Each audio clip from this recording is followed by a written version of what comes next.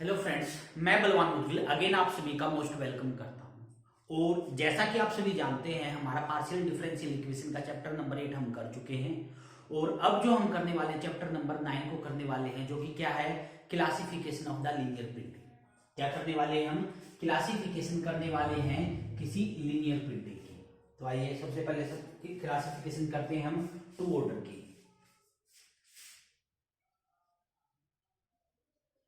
Classification of linear PD of the order।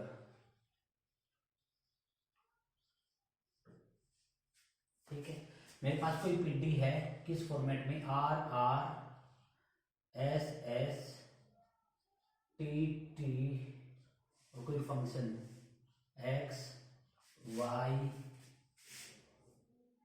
Z P Q equal to 0। कोई इस format का है। Z क्या है? Z is the function of x Y. ठीक है। स्मॉल आर क्या है? जेड का दो बार derivative with respect to X. Small S क्या है? जेड का दो बार डेरिवेटिव एक्स को वाई कर दो या वाई को एक्स कर दो, इक्वल होते ही। और टी क्या है? टी है स्मॉल टी, जेड का दो बार derivative with respect to Y. This is R S T. ठीक है। और जो कैपिटल आर है, कैपिटल एस है, कैपिटल टी है, आइदर कांस्टेंट और function of X comma Y only. X Y का फंक्शन होती है, जेड का नहीं होती। क्लियर? ये हमारा क्या है, हमारी फॉर्मेशन। इस तरीके का कोई फॉर्म का क्वेश्चन होगा। ठीक है। तो सबसे पहले मैं यहाँ क्लासिफिकेशन समझाता हूं। जब हमारे पास कोई भी जो पीडी है जिसका ऑर्डर 2 रहेगा, उसकी 3 टाइप होती है। वो 3 में से किसी एक टाइप का हो सकता है। 1 2 3। आप क्या निकालोगे? आप डी निकालोगे। ठीक है। और डी किसे कहोगे? एस स्क्वायर माइनस 4RT को कहोगे। डी किसे कहोगे? एस स्क्वायर माइनस 4RT को कहेंगे। ठीक है। आप ये निकालोगे, इसकी वैल्यू अगर हमेशा पॉजिटिव आती होगी for all x comma y belong in domain. Domain आपको दे रखी होगी जो भी, और डोमेन अगर आपको मेंशन नहीं है तो कंसीडर करके चलते पूरा का पूरा आर, एक्स भी आर में है वाई भी आर में है। ठीक है। S square minus 4RT always greater than 0 रहता फॉर ईच एक्स वाई। तब हम ये कहेंगे कि ये जो हमारी है, ये किसको रिप्रेजेंट करती है? ये हमारी इसको हाइपरबोला को रिप्रेजेंट करती है। किसको रिप्रेजेंट करती है? हाइपरबोलिक है ये।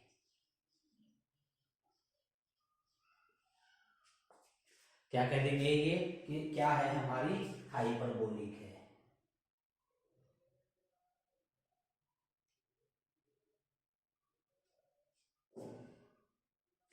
ठीक है। और डी का आंसर क्या आता हो? एस स्क्वायर माइनस 4RT का आंसर क्या आता हो? 0 आता हो। क्या आता हो? एस स्क्वायर माइनस 4RT का आंसर क्या आता हो? हमारा 0 आ जाए। या ये कह दो एस स्क्वायर 0, या ये कहो S square at domain point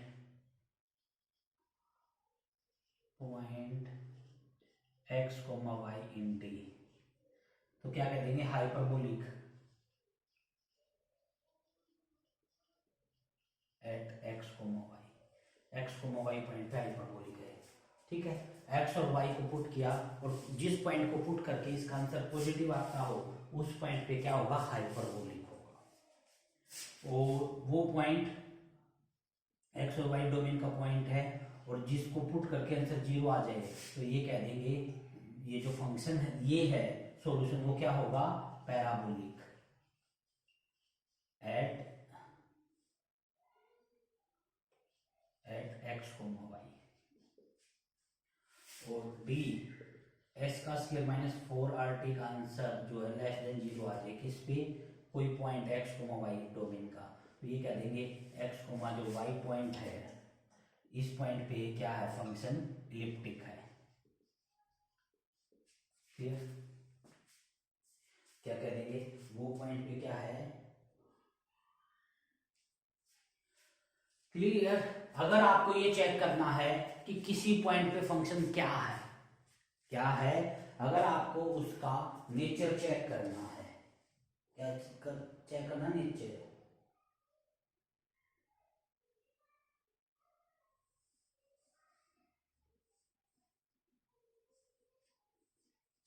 ठीक, क्या कहोगे इसका, ये जो सॉल्यूशन है वो क्या रहेगा हमारा, इलिप्टिक रहेगा। कब कहेगा किसी पॉइंट इलिप्टिक, कब कहोगे कि उस पॉइंट को पुट कर दो डी में और पुट करने के आंसर नेगेटिव आ जाए तो वो इलिप्टिक है, आंसर 0 आ जाए तो उस पॉइंट पे पैराबोला है, पॉजिटिव आ जाए तो उस पॉइंट पे हाइपरबोला है। तो क्लियर? तो किसी भी पॉइंट पे अगर आपके पास कोई दो ऑर्डर की लीनियर पीटी दे रखी है, आपको ये चेक करना है कि ये जो है हमारा क्या है, ये पॉइंट फाइंड आउट करना है जहाँ पे इलिप्टिक है, पैराबोलिक है, हाइपरबोलिक है, तो वो निकालना आसान है, याद रखना है। और ये मोस्ट इंपोर्टेंट है, एग्जाम के अंदर पूछा जाता है। ठीक है, एक दो क्वेश्चन की मैं आपको प्रैक्टिस करवा देता हूँ कैसे होंगे यहाँ। जैसे क्वेश्चन ये है पहला ही कि one dimension diffusion equation, one dimension की क्या है, डिफ्यूजन इक्वेशन, जिसका फॉर्मूला आपको पता होना चाहिए, curly x square curly z by curly y, this is one dimension diffusion equation, और वन डायमेंशन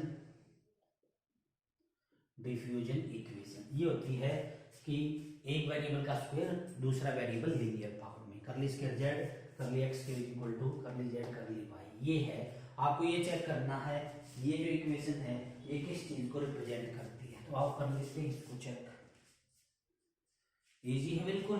किससे कंपेयर करेंगे, चाहो तो इसको बोल दो R is equal to q, R minus q equal to g, compare R R S S T T plus function of x Y Z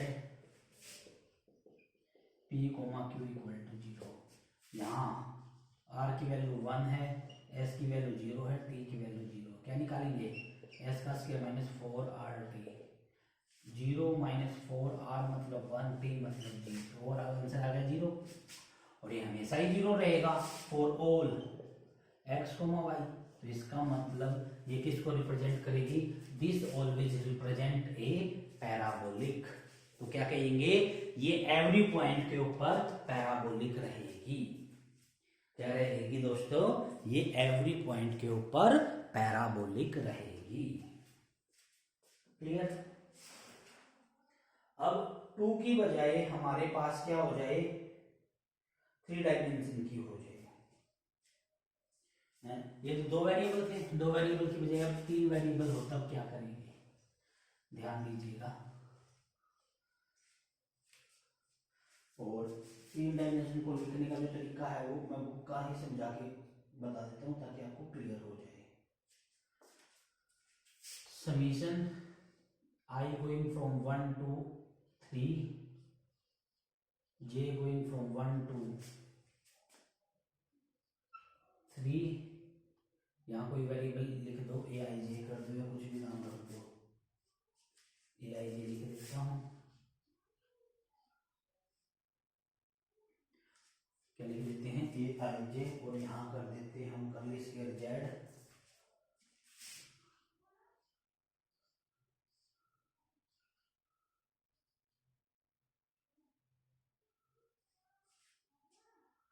curly X आई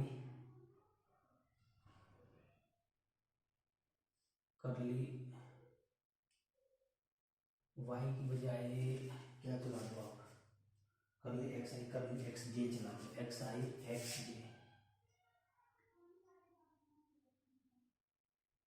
और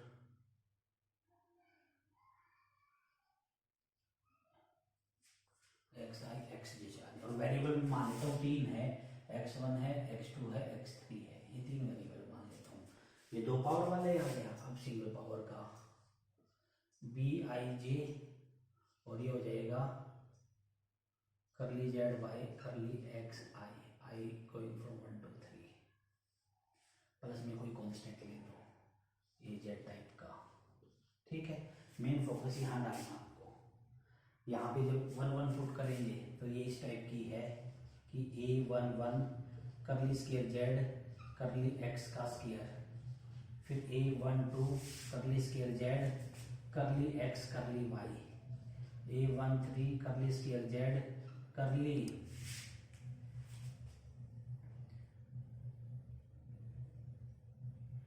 x curly Y, x1 का square x1 x2 x1 x3, फिर 2 लगा के A22 करली square Z, 2 put कर दो आई की, करली x2 का स्केयर 2 1, या करली x2 करली x1, A22 करली स्केयर जेड करली x2 करली x2, A23 करली स्केयर जेड करली x2 करली x3। इस टाइप से अगर मैट्रिक्स फॉर्मेट में अगर मैं लिखना चाहूँ कि किस फॉर्मेट में लिखना चाहूँ मैं, मैट्रिक्स फॉर्मेट में, तो वो आप लिखोगे क्या, coefficient of Z X X. Z X X क्या है, जेड एक्स एक्स है curly square Z curly x का स्केयर। ठीक है,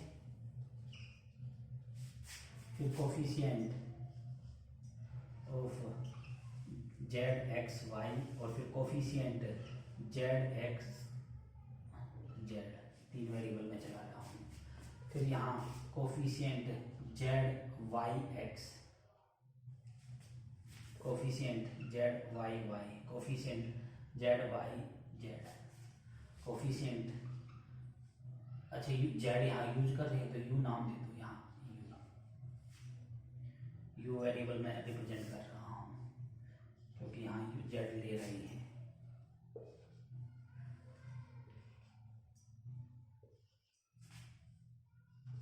Z x you Z why you z Z, इनका क्या है यहाँ कोफिशिएंट, सी का मतलब है कोफिशिएंट। ये मैट्रिक्स बना लेनी है, और ये मैट्रिक्स बनाने के बाद आप क्या निकालोगे, ए माइनस लैम्डा आई। ये जो मैट्रिक्स है, इस मैट्रिक्स की क्या निकालेंगे, आइगन वैल्यू। साफ साफ दिखाई दे रहा है, 3 ऑर्डर की है मैट्रिक्स, 3 क्रॉस 3 की है तो 3 आइगन वैल्यू आएगी। कितनी आइगन वैल्यू आएगी इसकी, 3 आइगन वैल्यू आएगी।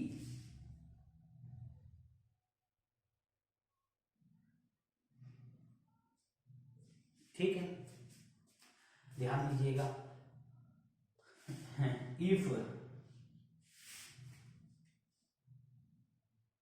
all eigenvalue are non-zero and 2 eigenvalue have same sign,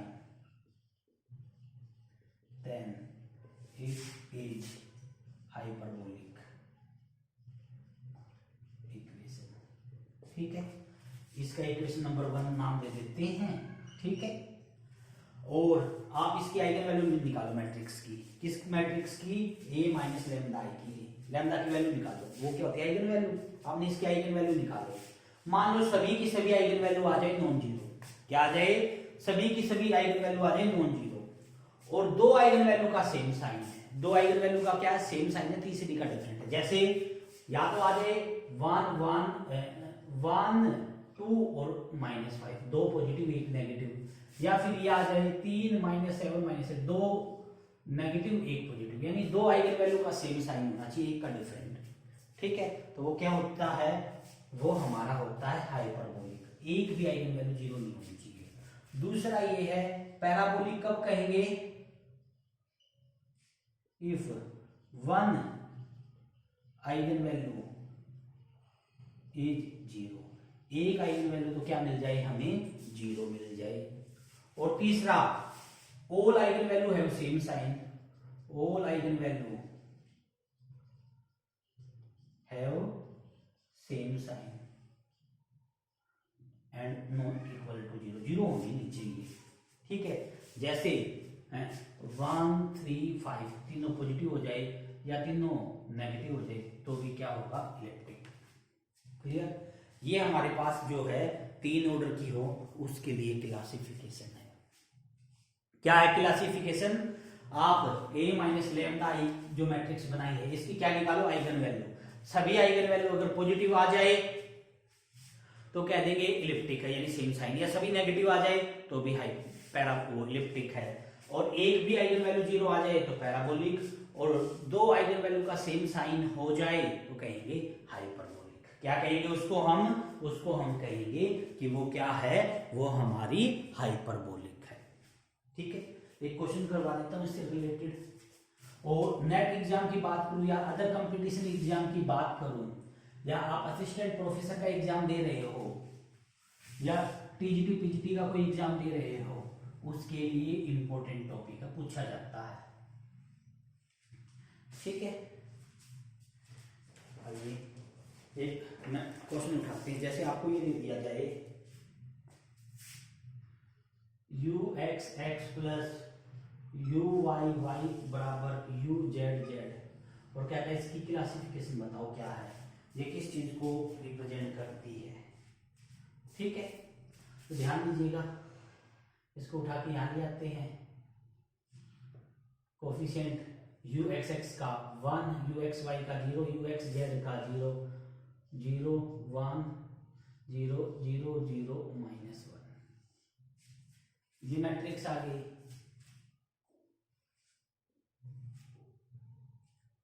ठीक, ये ए मैट्रिक्स है। अब a माइनस लेमडा आई निकालेंगे तो ये क्या हो जाएगा, 1 minus lambda I 0 0 0 1 minus lambda I 0 0 0 -1 minus lambda I. इसका determinant product of eigen value 1 minus lambda I is lambda -1 minus lambda I. Lambda की वैल्यू यहाँ क्या आएगी, आई से मल्टीप्लाई कर दिया था तो लेमडा आई लगेगा। लेमडा की वैल्यू क्या आएगी, 1 1 -1, ये आ गई। दो आइगन वैल्यू क्या है, सेम साइन में। क्या कहेंगे दोस्तों, दो आइगन वैल्यू क्या है, सेम साइन में। एक आइगन वैल्यू क्या है, डिफरेंट है, कोई भी आइगन वैल्यू जीरो है नहीं है। तो ये जो इक्वेशन है ये किसको रिप्रेजेंट करती है, दिस इज माई हाइपरबोलिक। ये जो इक्वेशन है ये हमारी क्या हो जाएगी, ये इक्वेशन हो जाएगी हमारी हाइपरबोलिक। क्लियर।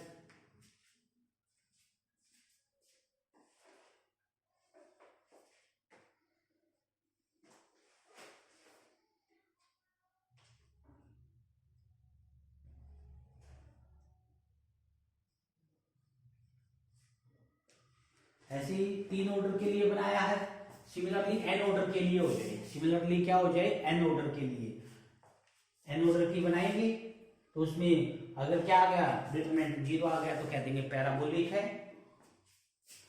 और अदरवाइज हम पॉजिटिव आए तो वो कह देंगे हाइपरबोलिक, नेगेटिव आ जाए तो इलिप्टिक है। क्लियर। एक्सरसाइज की अगर मैं बात करूं तो अब n ऑर्डर का समझा देता हूं। चलो ये तो 3 ऑर्डर भी हो, अब क्लासिफिकेशन अगर n ऑर्डर की कोई पीडी दे दे हमें,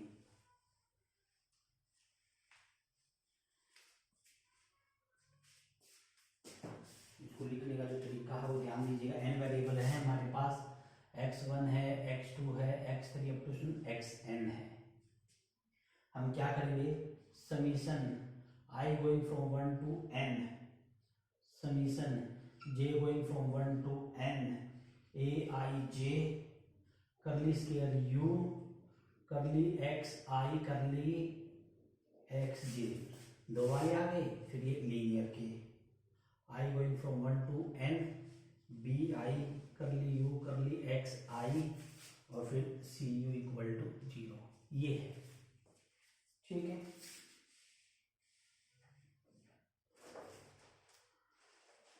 अब एक नाम रखने जा रहा हूं, ध्यान दीजिएगा। एक तो बोल रहा हूं डेल्टा आई, डेल आई मैंने नाम रखा है, किसका नाम रखा, डेल आई करली वाई करली एक्स आई, इसका नाम डेल आई रख दिया। अगर कोई ये कहे सर डेल वन क्या है, तो कहेंगे curly x by curly x one, del two क्या है, करली वाई करली एक्स टू, लाइक दिस। ठीक है, और फिर एक मैंने नाम रखा क्या, डेल जी, जिसका क्या नाम लिखा, करली स्क्वायर, सॉरी डेल आई डेल जी, तो इसको बोलेंगे curly square Z curly X I curly X जी। जैसे कि मैंने ये लिखा डेल टू डेल थ्री, तो इसका मतलब है curly square Z curly x to का करली एक्स टू और करली एक्स थ्री, ये मीनिंग इस बात का। ठीक है, ये आ गया। अब हमने एक नया ऑपरेटर डिफाइन कर दिया, और वो ऑपरेटर डिफाइन किया है फाई। क्या निकालेंगे हम, समेशन निकालेंगे, I going from 1 to n, j going from 1 to n, A I J del I del J. ठीक है, ये निकालेंगे हम, और इनका जो समीशन है ये हमारा क्या होना चाहिए, ऑलवेज दिस, इसका नाम फाई रख दिया। ठीक है, ये फाई है। अगर ये हमारा क्या होता होगा, ये हमारा पॉजिटिव होता होगा for each del I del j, every del i और डेल जे के लिए, तो हम ये क्या कह देंगे, ये किसको रिप्रेजेंट करता है, ये हमारा रिप्रेजेंट करता है, या तो ये हमेशा पॉजिटिव हो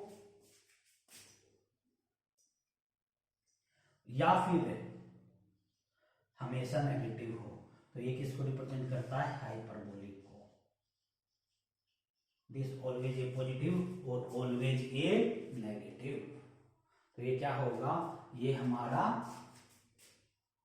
हाइपरबोलिक होगा। और दूसरा ये है it can be reduced to zero, कि ये जीरो बनता हो, और ये कब जीरो बनता हो, जब ये zero, this equal to zero only if del I equal to zero और del J equal to zero, तो ये इलिप्टिक है। और तीसरा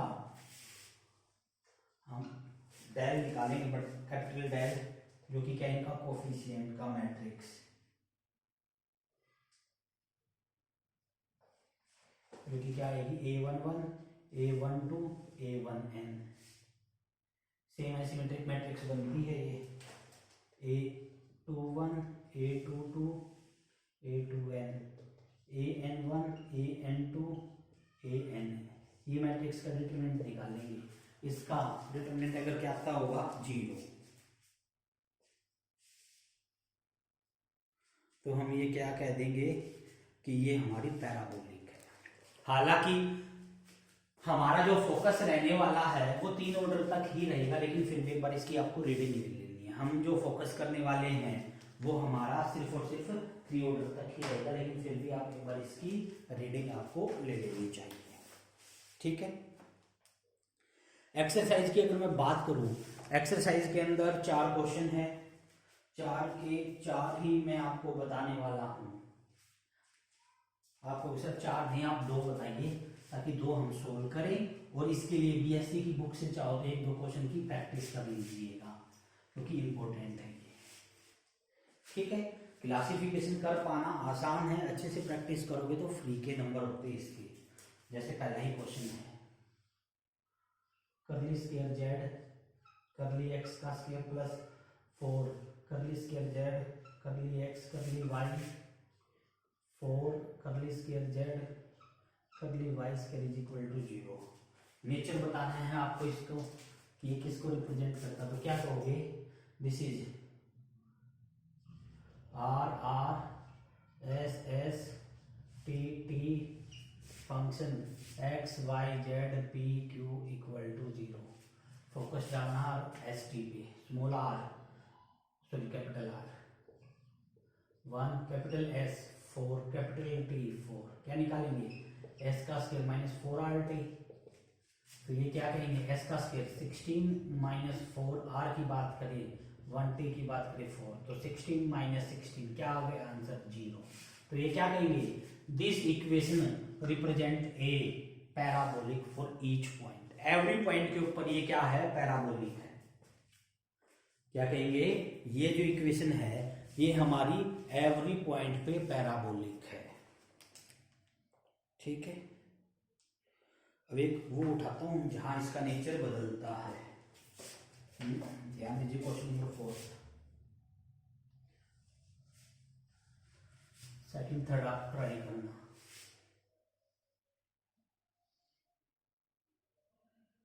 करली स्क्वायर यू करली एक्स का स्क्वायर टी करली स्क्वायर यू करली एक्स करली टी प्लस एक्स करली स्क्वायर यू करली टी का स्क्वायर इक्वल टू 0। ठीक है, नेचर बताना है इसका, ये किसको रिप्रेजेंट करती है। तो सबसे पहले तो कंपेयर, आर की बात करें तो 1 है, टी की बात करें सॉरी एस की बात करें तो टी है, और टी की बात करें तो एक्स है। क्या निकालेंगे, एस का स्क्वायर माइनस 4RT यानी कि टी का स्क्वायर माइनस 4x का स्क्वायर। यहां दो केस करेंगे, ये चाहूंगा ग्रेटर देन 0, तो क्या कहेंगे, टी का square greater than 4x square.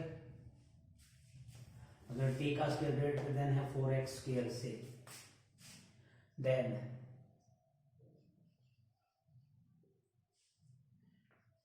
Equation 1 is hyperbolic, और टी का स्क्वायर इक्वल है 4x स्क्वायर, तो ये पैराबोलिक, और टी का स्क्वायर लेस देन है 4x स्क्वायर से, तो ये इलिप्टिक है। ठीक है, ये इसका आंसर हो जाएगा। आई होप ये आपको समझ में आया होगा। ठीक है, अब नेक्स्ट लेक्चर में इसकी नेक्स्ट एक्सरसाइज हम करेंगे, जो कि क्लासिफिकेशन तो कर लिया हमने, अब इसकी हम कैनोनिकल फॉर्म सीखेंगे। हालांकि कैनोनिकल फॉर्म की अगर बात करें थोड़ा लेंथी है लेकिन इजी है। नेट के पॉइंट ऑफ व्यू से अगर बात करें तो ज्यादा इंपॉर्टेंट नहीं है, लेकिन अगर आप असिस्टेंट प्रोफेसर का एग्जाम देते हो या पीजीटी का एग्जाम देते हो या फिर अदर स्टेट का आप एग्जाम देते हो, तो वहां पर कैनोनिकल फॉर्म इंपॉर्टेंट है। टाइम कंज्यूमिंग तो है लेकिन इंपॉर्टेंट है, इसलिए उसको ध्यान से करना है। तीनों की ही आपको क्लासिफिकेशन करनी आनी चाहिए। जब वो आपकी पैराबोलिक है या वो हाइपरबोलिक है या वो इलिप्टिक है, तो आपको उसकी कैनोनिकल फॉर्म बनानी आनी चाहिए। ओके, और नेक्स्ट लेक्चर में हम इनकी क्या करेंगे, कैनोनिकल फॉर्म को सीखने वाले हैं। कोशिश करेंगे कि जो नेक्स्ट लेक्चर है उसके अंदर हमारा चैप्टर नंबर 9 हमारा फिनिश हो जाए। ओके, आई होप अभी तक जो हमने किया है ये आपको बिल्कुल अच्छे से समझ में आया होगा। और क्लासिफिकेशन का ये जो टॉपिक है इजी टॉपिक है, मोस्ट इंपोर्टेंट टॉपिक है, इसको बड़े ध्यान से करना है। ओके फ्रेंड्स, तो हम मिलते हैं नेक्स्ट लेक्चर में।